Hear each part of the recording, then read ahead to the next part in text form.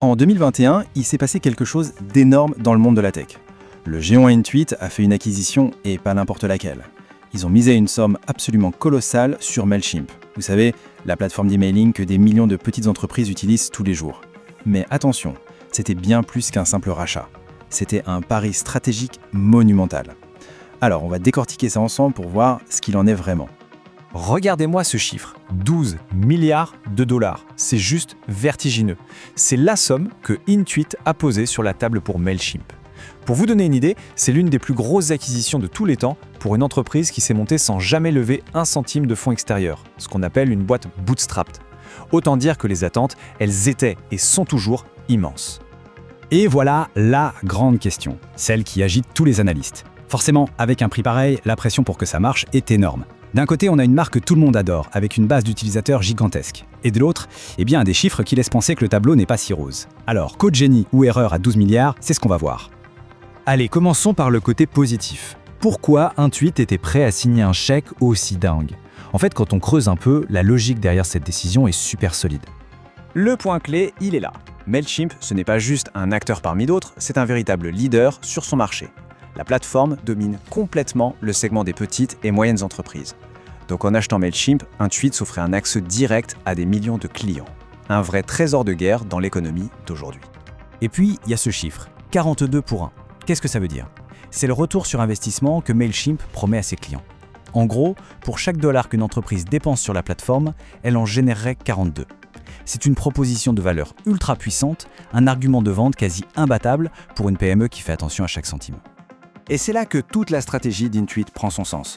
En fait, Mailchimp, ce n'était pas la destination finale, c'était juste la porte d'entrée. L'idée, c'est d'attirer les PME avec l'emailing, et une fois qu'elles sont là, hop, on leur propose des autres outils d'Intuit, comme le fameux logiciel de compta QuickBooks. Ça permet de créer un écosystème complet, de rendre les clients super fidèles et d'augmenter la valeur globale pour Intuit. Bien joué. Bon, ça, c'était la belle histoire sur le papier. Maintenant, passons de l'autre côté du miroir. Parce que malgré cette stratégie en béton, les chiffres depuis le rachat, ils racontent une histoire un peu différente.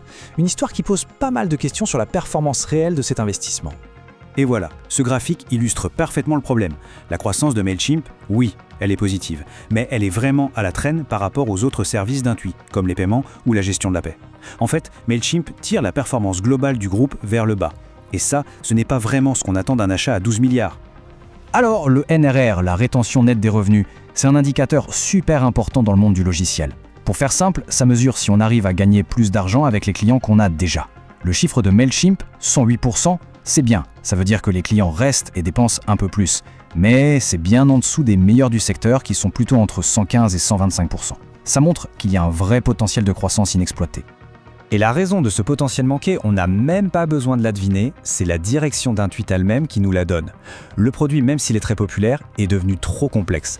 Et cette complexité et ces soucis d'ergonomie, ça empêche les clients d'aller vers des fonctionnalités plus avancées et donc plus chères.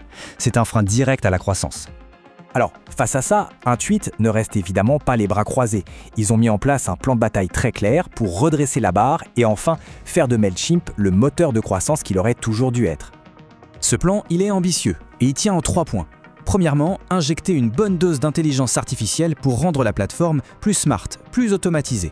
Deuxièmement, simplifier le produit, le rendre beaucoup plus facile à utiliser. Et troisièmement, pousser l'intégration avec QuickBooks encore plus loin pour créer une solution vraiment tout en un, de la compta au marketing.